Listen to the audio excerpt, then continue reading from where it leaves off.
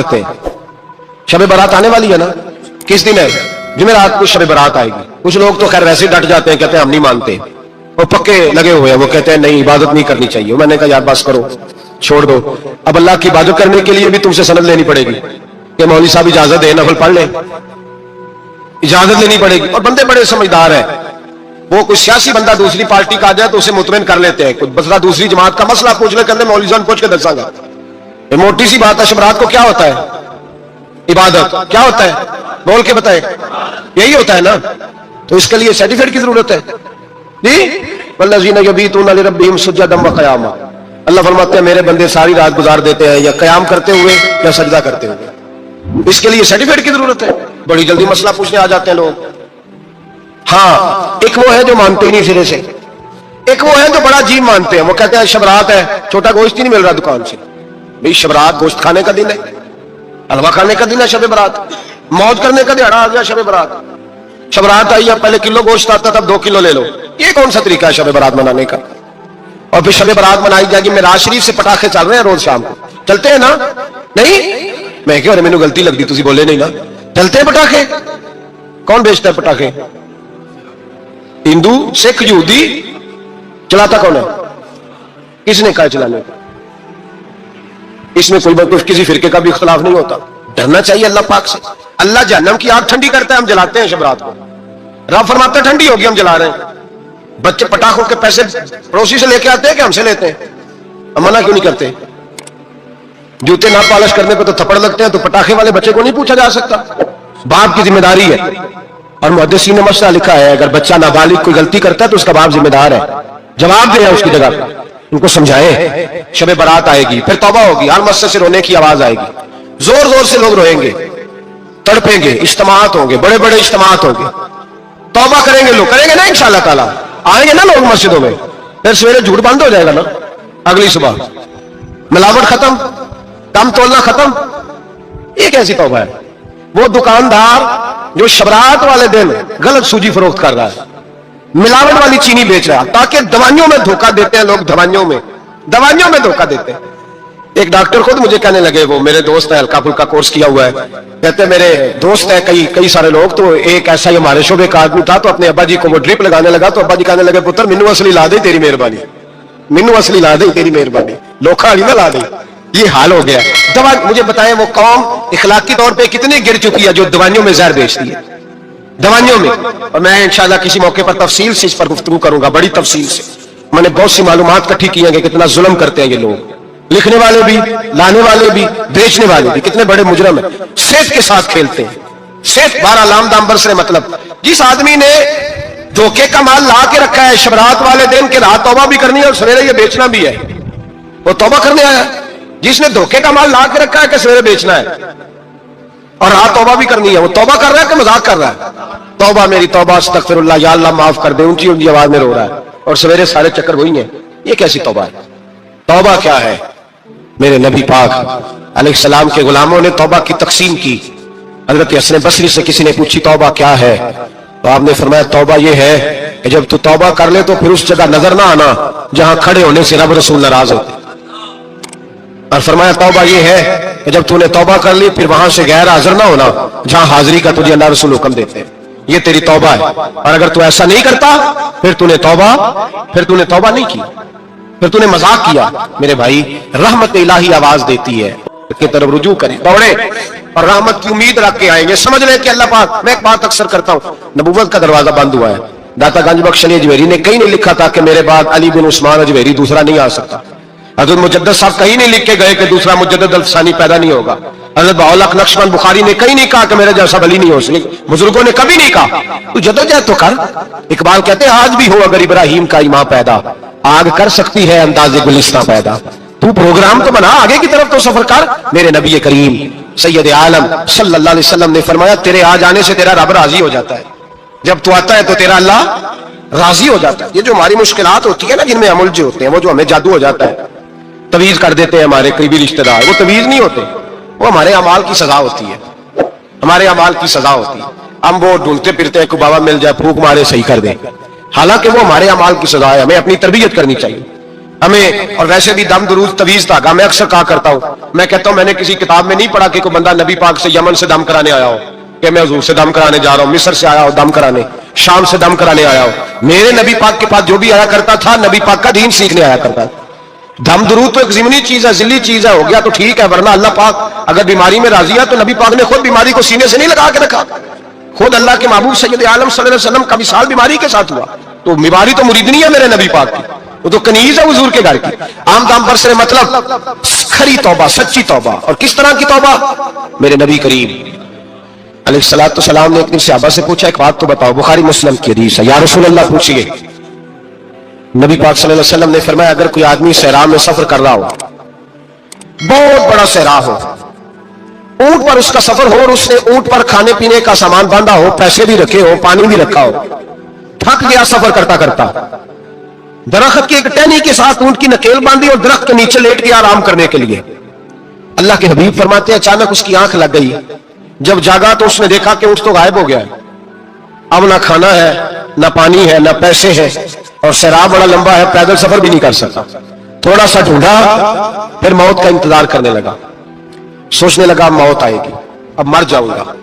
اللہ کے محبوب فرماتے ہیں تھوڑی دیر گزری, جب بالکل مایوس ہو گیا تھا تو اچانک نظر پڑی تو اونٹ اس کا سامنے کھڑا تھا. نبی پاک صحابہ سے پوچھتے بتاؤ, اس کی کل کائنات اجڑ گئی تھی, راز ضائع ہو گئی تھی, ہر شے لٹ گئی تھی, دوبارہ اس سے مل گئی ہے, بتاؤ اسے کتنی خوشی ہوگی. صحابہ کہنے لگے یا رسول اللہ نئی زندگی مل گئی اس بندے کو, وہ ساری دنیا سے زیادہ راضی ہے. تو میرے کریم رسول صلی اللہ علیہ وسلم نے فرمایا رب کریم کا نافرمان بندہ جب اس کی بارگاہ میں آ کے توبہ کرتا ہے تو اللہ اس سے بھی زیادہ راضی ہو جاتا ہے.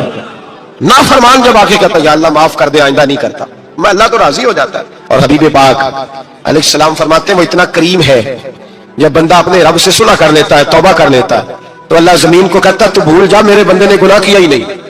آسمان سے کہتا ہے تو بھول جا میرے بندے نے گناہ کیا ہی نہیں. پھر رب کریم فرشتوں سے فرماتا ہے کہ مٹا دو جو تم نے لکھا تھا, میں نے اپنے بندے کے ساتھ صلح کر لیا. شب برات کو آئیں گے مسجد میں انشاءاللہ. کتنے بجے؟ نہیں جو سوچے ہی نہیں اس پاسے تھے.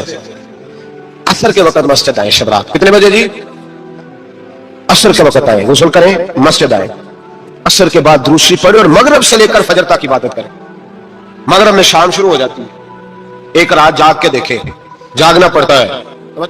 مریض ہو جائے تب بھی جاگنا پڑتا ہے, دکھ لگ جائے تب بھی وہ جگا لیتا ہے. بڑے بڑے جاگتے ہیں, بڑے بڑے جاگ لیتے ہیں, وہ جگا لیتا ہے. تندرستی بھی, صحت بھی, دولت بھی, اے سی بھی, پلنگ بھی بڑا اچھا, لیکن اگر وہ نیند نہ دینا چاہے تو بندہ ساری رات ہی تڑپ کے جاگتا ہے, تڑپ کے. اور بھوکا اتنا, روٹی کا بھوکا اتنا پریشان نہیں ہوتا جتنا نیند کا بھوکا پریشان ہوتا ہے. الجھ جاتا ہے انسان, وہ جگا لیتا ہے. قبل اس کے کہ وہ خود جگائے, خود بخود جاگ جائے. مغرب سے لے کر فجر تک نماز پڑھیں, ذکر کریں, درود پاک پڑھیں, محفل میں شرکت کریں. میرے رسول کریم علیہ الصلوۃ والسلام کی پیاری زوجہ ام المومنین سیدتنا عائشہ صدیقہ رضی اللہ تعالیٰ عنہ کہتی ہیں حضور رمضان کے علاوہ سب سے زیادہ روزے شعبان میں رکھتے تھے, گویا پریکٹس ہوتی تھی رمضان کی. میں نے عرض کیا یا رسول اللہ صلی اللہ علیہ وسلم اتنے روزے کیوں رکھتے ہیں, ابھی رمضان تو آگے ہے. تو نبی پاک نے فرمایا عائشہ اس مہینے میں بندے کا عمل اللہ کی بارگاہ میں جاتا ہے, میں چاہتا ہوں جب میرا عمل جائے تو میں نے روزہ رکھا ہوا ہوں, کثرت سے روزہ رکھے اور میرے بھائی بدل جائے. میرے نبی پاک نے فرمایا غنیمت جان اگر صحت ہے تو بیماری آنے سے پہلے غنیمت جان جائے, چلی جائے گی. بیمار آدمی سے کچھ بھی نہیں ہوتا, غنیمت جان لے, لمحوں کو کچھ کر لے, اور اگر تیرے پاس فرصت ہے تو غنیمت جان لے مصروف ہونے سے پہلے. میرے حبیب کریم سید عالم علیہ السلام کے غلام فرماتے ہیں کہ نبی پاک صلی اللہ علیہ وسلم نے ہمیں مثال دے کے سمجھایا. مدینے میں جو قبیلہ سب سے زیادہ بکریاں پالتا تھا وہ بنو کلب کا قبیلہ تھا, اور فرماتے اتنی بکریاں تھیں کہ ان کی بکریاں ہم نے کبھی نہیں گنی تھی. نبی پاک علیہ السلام نے فرمایا جب شعبان کی 15ویں رات آتی ہے, ترمذی کا لفظ ہے, فرمایا جب شعبان کی 15ویں رات آتی ہے تو بنو کلب کے قبیلے کی بکریوں کے بالوں کی تعداد کے مطابق اللہ میری امت کے افراد کی بخشش فرما دیتا ہے. اور صحابہ کہتے ہیں ہمیں لگتا یوں ہے کہ چونکہ ہم نے جو چیز سب سے زیادہ دیکھی تھی وہ بنو کلب کی بکریاں تھی, اس لیے نبی پاک نے ہمیں سمجھانے کے لیے ان کی بات کی, ورنہ اگر ہم نے اس سے زیادہ کچھ شاید دیکھی ہوتی تو نبی پاک اس کا نام بیان فرمایا. ہمیں سمجھانے کے لیے فرمایا بنو کلب کے قبیلے کی بکریوں کے بالوں کی کسی ایک بکری کے بال بھی بندہ گن سکتا, اور حضور نے فرمایا جو سب سے زیادہ بکریاں پالتے ان کی تعداد کے مطابق حضرت عائشہ صدیقہ रदी अल्लाह ताला अन्हा फरमाती है जन्नतुल बकी में हुजूर जाया करते, कब्रिस्तान में, कब्रिस्तान के कोने में अल्लाह के रसूल को मैंने नमाज पढ़ते भी देखा 15वीं रात को, और फरमाती है हुजूर बकी वालों के लिए बख्शिश की दुआ भी करते, कब्रिस्तान भी जाए शब बारात को उनके लिए दुआ भी करें, और फिर मेरे भाई शब बारात को लिल्लाहियत के साथ आए, लौटने का प्रोग्राम बनाए, उससे कबल कबल के रब करीम खुद जकड़ के ले आए, खुद ब खुद आए, उसके करम की तरफ तवज्जो करें, उसकी रहमत की तरफ तवज्जो करें। मेरे रसूल करीम सल्लल्लाहु अलैहि वसल्लम के पास एक देहाती आए, मौला अली शेर खुदा फरमाते मैं भी हाजिर था, कहते कभी कभी सादे बंदे आते थे पर बड़ी अजीब ही बात कर जाते थे। कहते एक देहाती आए, तामत बांधी हुई और सादा सा रुमाल कंधे पे रखा हुआ है, नबी पाक के पास आए और हुजूर से दिल लगी करने लगे, हुजूर से दिल लगी करने लगे, मीठी बातें कहने लगे। यार रसूलल्लाह का मसला पूछने आया हूं। मैं पूछो। अर्ज करते हुजूर क़यामत में हिसाब कौन लेगा?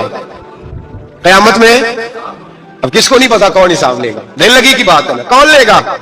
नबी पाक ने फरमाया अल्लाह हिसाब लेगा। तो कहते उसने ना और जुमला कहा तो हम उसकी बात पे हैरान हो गए, कहने लगे या रसूलल्लाह वाकई अल्लाह हिसाब लेगा? तो कहते नबी पाक मुस्कुराए, फरमाने लगे तुझे तेरी मार होए मैं सच्ची तो कह रहा हूं, तो किस तरह की बात कर रहा है, अल्लाह हिसाब लेगा?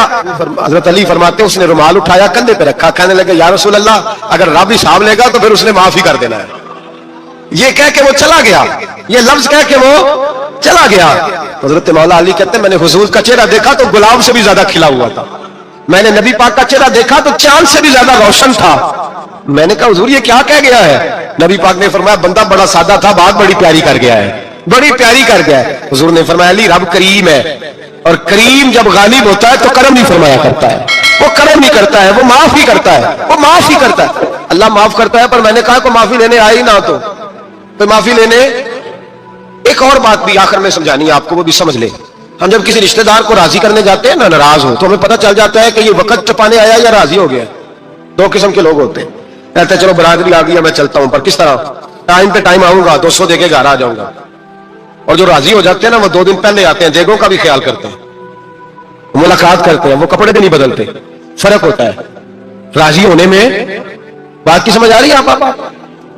हम तौबा करने आते हैं अल्लाह की बारगाह में, क्या हमें पता नहीं चलता कि हमने तौबा किया, रब राजी हुआ है कि नहीं हुआ?